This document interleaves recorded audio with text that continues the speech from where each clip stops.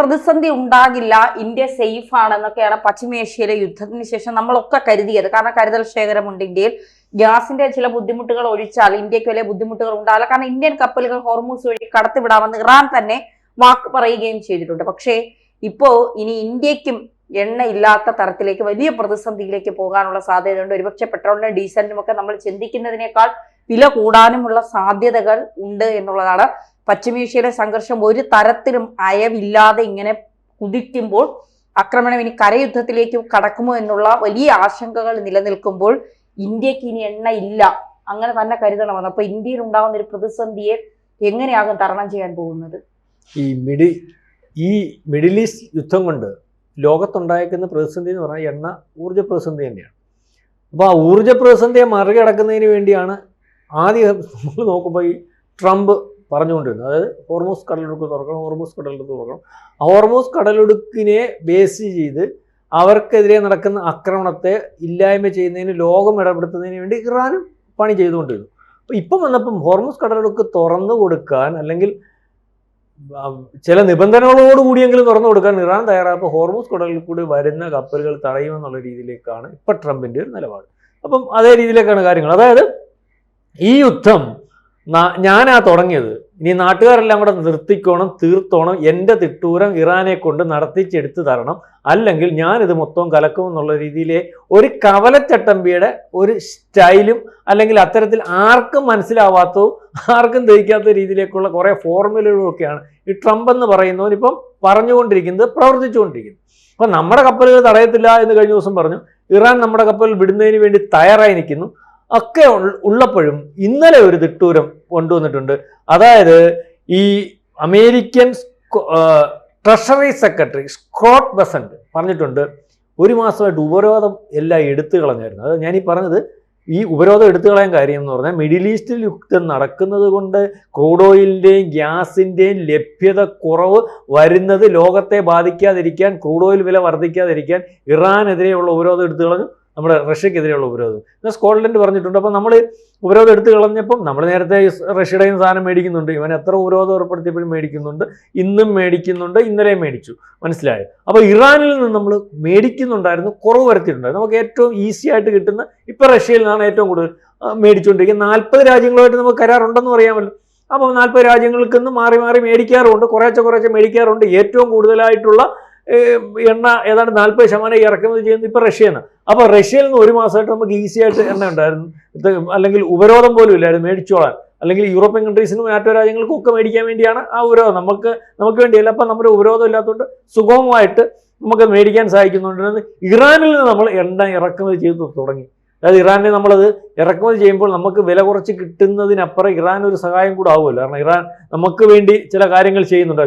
ഗ്യാസും നമുക്കിപ്പം GCC രാജ്യങ്ങളിൽ ചില ഗ്യാസ് അല്ലെങ്കിൽ പ്ലാന്റുകൾ അപകടപ്പെട്ടപ്പോൾ, അല്ലെങ്കിൽ പൂർണ്ണ പ്രവർത്തിക്കാതെ വന്നപ്പോൾ നമ്മൾക്ക് അവിടെ നിന്ന് കിട്ടുന്ന ഗ്യാസ് നമ്മൾ LPG ഇപ്പോൾ ഇതെല്ലാം നിർത്തി. അതായത് ഈ കഴിഞ്ഞ മാർച്ച് 11 ഉണ്ടായിരുന്ന ഈ ഏർപ്പെടുത്തിയ അല്ലെ മാറ്റിയ ഉപരോധം ഈ 19-ാം തീയതി ആകുമ്പോഴത്തേനും തീരും. അപ്പോൾ ഇനി ആരും ഇറാനിൽ നിന്ന് എണ്ണ മേടിക്കരുത്, സാങ്ഷൻസ് ഉണ്ടാകും എന്നുള്ള രീതിയിലേക്കുള്ള പ്രസ്താവന വന്നിട്ടുണ്ട്.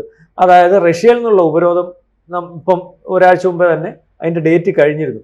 അതായത് ഇനി നമ്മൾക്ക് എണ്ണ റഷ്യയിൽ നിന്നും അല്ലെങ്കിൽ ഇറാനിൽ നിന്നും ഒന്നും മേടിക്കാൻ പറ്റുന്ന ഒരവസ്ഥയില്ല. നമ്മൾക്ക് മാത്രമല്ല, പ്രത്യേകിച്ചും ചൈനയുടെ കാര്യത്തിനകത്തും ഇതേ രീതി സംസാരിച്ചിട്ടുണ്ട്. ചൈന അവിടുന്ന് എണ്ണ മേടിക്കത്തില്ല എന്നാണ് ഞങ്ങൾ വിചാരിക്കുന്നത് എന്നുള്ള രീതിയിലേക്കുള്ള ഒരു വർത്തമാനം വന്നിട്ടുണ്ട്. അതായത് മിഡിൽ ഈസ്റ്റിലെ യുദ്ധം കൊണ്ട്, ഹോർമൂസ് കടലിലെ പ്രശ്നം കൊണ്ട് ലോകത്ത് മൊത്തം ഊർജ്ജ പ്രതിസന്ധി ഉണ്ടാകുമ്പോൾ ആ ഊർജ്ജ പ്രതിസന്ധി ഏറ്റവും ഉച്ചസ്ഥായിലേക്ക് കൊണ്ടുപോകുന്നതിന് വേണ്ടി ഉള്ള ഒരു ശ്രമമാണോ ഇപ്പൊ ട്രംപ് നടത്തുന്നത്, അമേരിക്ക നടത്തുന്നത് എന്ന് വിചാരിക്കേണ്ടി വരും. ഇതിന്റെ കൂടെ ഒരു വാചകം കൂടി പറഞ്ഞിട്ടുണ്ട്, റഷ്യയിൽ നിന്ന് എണ്ണ മേടിക്കുന്നത് നിർത്തിയിട്ട് ഞങ്ങളുടെ കയ്യിൽ നിന്ന് എണ്ണ മേടിക്കുന്നത് കൂട്ടുമെന്നാണ് ഞങ്ങളുടെ പ്രതീക്ഷ എന്നുള്ള രീതിയിലേക്കുള്ള കാര്യങ്ങൾ ആണ്. അതായത് അമേരിക്കയുടെ ഭാഗത്തുനിന്ന് സംസാരം ഉണ്ടായിട്ടുണ്ട്. നമ്മളിത് ഡയറക്റ്റ് അങ്ങോട്ട് മുട്ടുന്നില്ല, എന്നാൽ നമ്മളെ അങ്ങ് ബുദ്ധിമുട്ടിച്ച് കാര്യങ്ങൾ നടത്തിക്കൊണ്ട് പോകാം എന്നുള്ള രീതിയിലേക്കുള്ള ഒരു വർത്തമാനം, ഒരു നീക്കവുമാണ് നേരത്തെ നടത്തുന്നുണ്ട്, ഇപ്പോഴും നടത്തിയിട്ടുണ്ട്. നമ്മൾ അതിനകത്ത് മറുപടി ഒന്നും പറഞ്ഞിട്ടില്ല. ഏതായാലും ഈ ഉപരോധത്തിനകത്ത്, ഹോർമൂസിന്റെ വിഷയത്തിനകത്ത് നമ്മുടെ കപ്പലുകൾ പോകുന്ന സമയത്തും നമുക്കതിനകത്ത് അതൃപ്തിയുണ്ട്.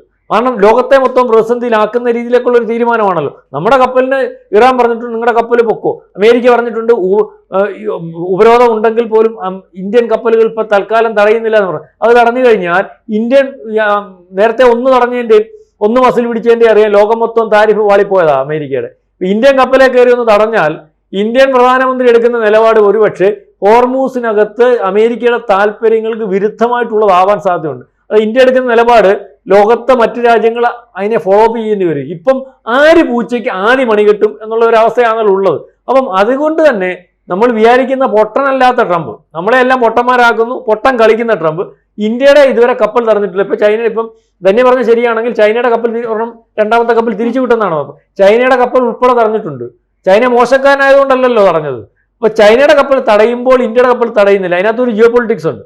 ഏതായാലും ഇന്ത്യക്ക് നാളെ തൊട്ട് എണ്ണയില്ല എന്നൊന്നും വിചാരിക്കുന്ന അവസ്ഥയില്ല. എന്നാലും സുഗമമായിട്ട് ഏതാണ്ട് ഒരു മാസം കൊണ്ട് 30 ബില്യൺ ബാരൽ എണ്ണ നമുക്ക് ഈ ട്രങ്കിൽ നിന്ന് ഈസി ആയിട്ട് കളക്ട് ചെയ്തിരുന്നു, അല്ലെങ്കിൽ അവസരം മുതലാക്കിയിരുന്നു പറയാം. അപ്പം ഉപരോധം നാളെ ഇന്ത്യക്ക് എണ്ണ കിട്ടാത്ത ഒരു അവസ്ഥയിലേക്ക് കാര്യങ്ങൾ നീങ്ങും. ഇതുവരെ കിട്ടിയതുപോലെ എണ്ണ കിട്ടാത്തെന്ന് പറഞ്ഞു. പിന്നെ നമുക്ക് ഇത് ഇപ്പം 10 രൂപ നമ്മളെ ബാധിക്കാത്ത രീതിയിൽ ടാക്സ് ഗവൺമെന്റ് എടുത്തുകൊണ്ടിരുന്ന ടാക്സ് മാറ്റിയിട്ടുണ്ട്. അത് 10 രൂപ കൂടിയിട്ടുണ്ട്. ജനത്തിന്റെ ഭാഗത്തുനിന്നല്ല, ഗവൺമെന്റ് ടാക്സ്, കേന്ദ്ര ഗവൺമെന്റ് ടാക്സ് ഗവൺമെന്റ് സഹിച്ചു. ഇനി എണ്ണയ്ക്ക് വില കൂടാനുള്ള സാധ്യത ആഗോള ഈ വിഷയം നിൽക്കുമ്പോൾ വരും. പക്ഷേ നമുക്ക് ഇതുവരെ എണ്ണയുടെ കാര്യത്തിൽ പ്രതിസന്ധിയില്ല. നമുക്ക് സ്റ്റോക്ക് ഉണ്ട്. ഗ്യാസിന്റെ കാര്യത്തിലും നമ്മുടെ ഈ സ്റ്റോക്ക് ഉണ്ട്. പക്ഷേ നാളെക്കാലത്തെ ഉള്ള വരവിന്റെ കുറവ് നമ്മൾ പ്രതീക്ഷിച്ചുകൊണ്ട് നമ്മളൊരു ഉപയോഗിക്കുന്നതിനകത്ത് ഒരു ക്രമപ്പെടുത്തൽ മാത്രമാണ് വരുത്തിയിട്ടുള്ളത്. ഇതുവരെ നമ്മുടെ രാജ്യത്ത് എണ്ണ പ്രതിസന്ധിയോ ഗ്യാസിന്റെ പ്രതിസന്ധിയോ ഉണ്ടായിട്ടില്ല. ഇതിൻ്റെ ഉള്ള പ്രശ്നം എന്താണെന്ന് വെച്ചാൽ നമ്മളിങ്ങനെ ഇരുന്ന് ചർച്ച ചെയ്യുന്നു. നമ്മൾ ചർച്ച ചെയ്യുന്ന പോലെ പലരും ചർച്ച ചെയ്യുന്നു. ചർച്ചകൾക്കപ്പുറം ഇത് നമ്മളുടെ ജീവിതത്തെ ബാധിക്കുന്നത് എപ്പോഴാണ്? നമ്മുടെ വീട്ടിൽ നമുക്ക് ഗ്യാസ് വരാതെ നമുക്കറിയാം. ഞാൻ പല ദിവസവും രാവിലെ ബ്രേക്ക്ഫാസ്റ്റ് വാങ്ങിക്കാനിട്ട് ചായക്കട ചെല്ലുമ്പോൾ അത് അടച്ചിട്ടൊക്കെ എന്താണ് കാര്യം എന്ന് ചോദിച്ചു കഴിഞ്ഞിട്ടുണ്ടെങ്കിൽ ഗ്യാസില്ല. നമ്മളുടെ വീട്ടിൽ ഗ്യാസ് ഇല്ലാണ്ടാണ് നമ്മൾ പുറത്തേക്ക് ബ്രേക്ക്ഫാസ്റ്റ് വാങ്ങിക്കാൻ അന്വേഷിച്ചത്. അപ്പം നേരിട്ട് നമ്മുടെ ജീവിതത്തെ ബാധിക്കുന്ന ഒരു പ്രക്രിയയായിട്ട് മാറുകയാണ് ചെയ്യുന്നത്. എന്നുവെച്ചാൽ ഇറാനിൽ യുദ്ധം നടക്കുന്നതിന് കേരളത്തിലെ ഒരു സാധാരണക്കാരായിട്ടുള്ള മനുഷ്യൻ്റെ വീട്ടിലെയാണ് അത് ബാധിക്കുന്നത്. അവർക്കാണ് അത് പ്രശ്നമായി തീരുന്നത്. അത് ഗ്യാസിൻ്റെ കാര്യത്തിൽ വരുമ്പോൾ നമ്മൾ അതിൻ്റെ ഒരു ആൾട്ടർനേറ്റീവ് അന്വേഷിക്കുന്നു. വിറകുണ്ടെന്ന് നോക്കുന്നു, വിറക് വെച്ച് കത്തിച്ച് നമ്മൾ പ്രശ്നങ്ങൾ പരിഹരിക്കാനായിട്ട് ശ്രമിക്കുന്നു. പക്ഷേ ഗ്യാസിലേക്ക് നിൽക്കാൻ പോകുന്നില്ല. ഗ്യാസ് കഴിഞ്ഞാൽ അടുത്ത പെട്രോളാണ്. പെട്രോളിലേക്ക് വരുന്ന സമയത്ത് സംഭവിക്കുന്നത് എന്താണ്? ഒന്ന്, പെട്രോളിൻ്റെ വില കൂടും. പെട്രോളിൻ്റെ വില കൂടുമ്പോൾ സംഭവിക്കുന്നത് എന്താണ്? പെട്രോളിൻ്റെ വില പെട്രോളിന് മാത്രമല്ല കൂടുന്നത്. പെട്രോളിന് വില കൂടിക്കഴിഞ്ഞാൽ നമ്മുടെ രാജ്യത്ത് എവിടെയൊക്കെയാണോ ചരക്കുകൾ കൈമാറ്റം ചെയ്യപ്പെടുന്നത് ആ ചരക്കുകൾക്കൊക്കെ അത് ബാധകമായി തീരും. എല്ലാത്തിൻ്റെ എല്ലാ അവശ്യ സാധനങ്ങളുടെ നമ്മൾ ഉപ്പിൻ്റെ, മുളകിൻ്റെ, അല്ലേ, കടുകിൻ്റെ, പഞ്ചസാരയുടെ, അരിയുടെ, മരുന്നിൻ്റെ, വെറുതെ നമ്മളിങ്ങനെ പറഞ്ഞാൽ എല്ലാത്തിനും വില വർദ്ധിക്കും. എല്ലാത്തിൻ്റെയും വില വർദ്ധിക്കുക എന്ന് പറഞ്ഞിട്ടുണ്ടെങ്കിൽ നമുക്ക് ജീവിക്കാൻ പറ്റാതെ വന്നു. അതാണ് പ്രധാനപ്പെട്ട പ്രശ്നം. അപ്പം കേരളത്തിലെ ജനങ്ങളുടെ ജീവിതത്തെ ദുസ്സഹമാക്കുന്ന രീതിയിലേക്ക് യുദ്ധം വരുമ്പോൾ നമുക്ക് എന്ത് ചെയ്യാൻ? നമ്മൾ നിസ്സഹായരാണ്. നമുക്കൊന്നും ചെയ്യാനില്ല.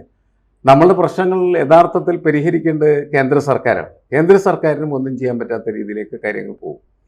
ഇപ്പോൾ നേരത്തെ നമ്മളുടെ എണ്ണ റഷ്യയിൽ നിന്ന് വാങ്ങരുതെന്ന് ട്രംപ് പറഞ്ഞു. എണ്ണ വാങ്ങാതിരിക്കാനായിട്ട് നമ്മളോട് പറയാൻ എന്ത് അവകാശമാണ് അമേരിക്കയ്ക്കുള്ളത്? അത് നമ്മൾ സാധാരണ ചോദിക്കുന്നത്. കാരണം നമ്മളൊരു പരമാധികാര റിപ്പബ്ലിക്കാണ്. പരമാധികാര റിപ്പബ്ലിക്കിനോട് മറ്റ് ഒരു രാജ്യം പറയണം നിങ്ങൾ അവിടെ നിന്ന് എണ്ണ വാങ്ങാൻ പാടില്ല, നിങ്ങൾ ഇവിടുന്ന് എണ്ണ വാങ്ങാൻ പാടില്ല.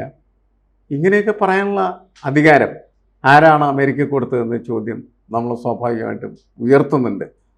മാത്രമല്ല, അമേരിക്ക ലോകത്തിൻ്റെ പോലീസുകാരനായിട്ട് പ്രവർത്തിക്കുന്നു. ലോകത്തിൻ്റെ പോലീസുകാരനായിട്ട് പ്രവർത്തിക്കുന്നതിൽ നമുക്ക് അഭിപ്രായ വ്യത്യാസമില്ല. പക്ഷെ അത് നമ്മുടെ ജീവിതത്തെ ബാധിക്കാൻ പാടില്ല. ഇതാണ് കേരളീയൻ അല്ലെങ്കിൽ കേരളത്തിൽ ജീവിക്കുന്ന ഒരാൾ എന്ന നിലയ്ക്ക് നമ്മൾ അതിനോട് പ്രതികരിക്കും. അമേരിക്കയിൽ ട്രംപ് ഒരിക്കൽ അമേരിക്കയുടെ പ്രസിഡൻ്റായാണ് നേരത്തെ.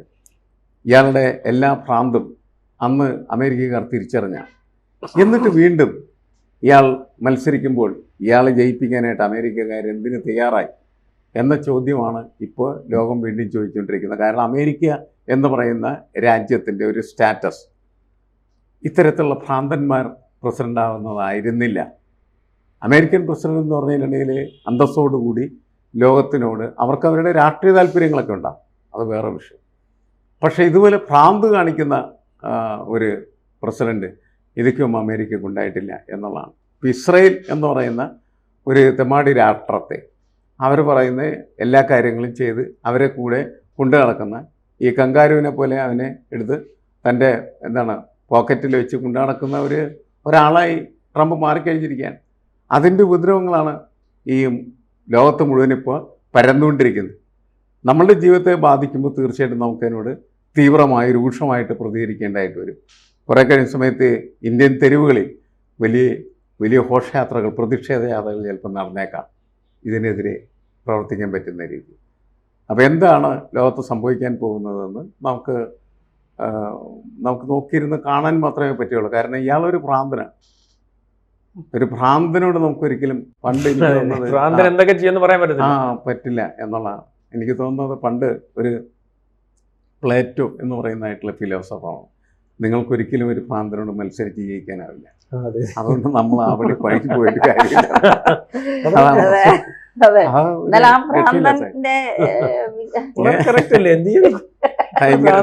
ഇവനൊരു ഭ്രാന്തനാണല്ലോ. എന്തായാലും നമ്മളെ തമാശയൊക്കെ പറഞ്ഞ് ചിരിക്കുന്നെങ്കിൽ പോലും ഉണ്ടാവാം. അതെ, പട്ടണിയിലേക്കാണ് പോകുന്നതെന്ന് ആലോചിക്കുമല്ലോ. വീണ്ടും ഒരു അടച്ചുപൂട്ടൽ നേരിടേണ്ടി വരുമോ എന്നുള്ള ഭയമൊക്കെ ഇന്ത്യ ശരിക്കും അത്തരത്തിലേക്കുള്ള കാര്യങ്ങളിലേക്ക് പോകുമോ എന്ന് ഭയക്കേണ്ടതിരിക്കുന്നു. കരുതൽ ശേഖരമൊക്കെ കുറഞ്ഞു, 6 ആഴ്ച കഴിഞ്ഞു, 7ാമത്തെ ആഴ്ച തീരാറായി യുദ്ധത്തിന്റെ. ഇപ്പോഴും വെടിനിർത്തലൊന്നും പ്രാബല്യത്തിൽ വന്നിട്ടില്ല, അല്ലെങ്കിൽ സമാധാനത്തിലേക്ക് എത്തിയിട്ടില്ല. ഡീസലിന്റെയും പെട്രോളിന്റെ ഗ്യാസിന്റെ കാര്യത്തിൽ സർക്കാർ ആദ്യം എടുത്ത നിലപാടിൽ നിന്ന് മാറി. ഗ്യാസ് അങ്ങനെ നിയന്ത്രിച്ച അപകടമാണെന്ന് മനസ്സിലാക്കിയിട്ടാണ് പിന്നീട് കുറച്ച് ലിബറലായി ഇപ്പൊ അത്. അല്ലെ, എനിക്കൊന്ന് കുറച്ച് വന്നായിരുന്നു ഇടയ്ക്ക് വെച്ച്, ശകലം വന്നായിരുന്നു ഇടയ്ക്ക് വെച്ച്. അല്ല, അത് മാത്രമല്ല, വരാതിരുന്നുകൊണ്ടല്ല സർക്കാർ അത് ചെയ്തത്. പെട്ടെന്ന് തീർന്നു പോയി, വലിയ ക്ഷാമത്തിലേക്ക് പോകേണ്ട ഒരു നിയന്ത്രണം കൊണ്ടുവന്നാണ്. അല്ല, ഇപ്പോഴും ഉണ്ട്. പക്ഷേ അതായത് ഗാർഹിക ആവശ്യങ്ങൾക്കുള്ള ഗ്യാസുകളെല്ലാം 21 ദിവസം, അതായത് ഇന്നെടുത്ത് പിന്നെ 21ാമത്തെ ദിവസമേ നമുക്ക് അടുത്ത് ബുക്ക് ചെയ്യാൻ കഴിയൂ. നമുക്ക് ആ 21 ദിവസം കഴിഞ്ഞ് കിട്ടിയാൽ നമുക്കത് അഡ്ജസ്റ്റ് ചെയ്യാൻ പറ്റും. പക്ഷേ മറ്റത് അങ്ങനെ ആയിരുന്നു. അല്ല, പിറ്റേ ദിവസം തന്നെ അടുത്തൊന്നും ബുക്ക് ചെയ്ത് 3ന്റെ അടുത്തൊന്നും വരും. ആ ലെവലിലേക്ക് ഇന്ത്യ വളർന്നു. പക്ഷെ പെട്ടെന്നൊരു തിരിച്ചടി, യുദ്ധമൊക്കെ നമ്മളെയും വലിയ രീതിയിൽ ആശങ്കപ്പെടുന്നത്. എന്തായാലും കൊറോണ വന്ന സമയത്ത് അടച്ചുപൂട്ടലിലാണെങ്കിൽ പോലും വീടിനകത്ത് ആഹാരം കഴിക്കാനുള്ള വകയെങ്കിലും ഉണ്ടായിരുന്നു, ഗ്യാസും സാധനങ്ങൾ. ഇപ്പൊ അതും ഇല്ലാതെ പട്ടിണികളെ ചാവേണ്ടി വരുമോ എന്നുള്ളതാണ് കാത്തിരിക്കുക. വളരെ പരിതാപകരം. അതെ.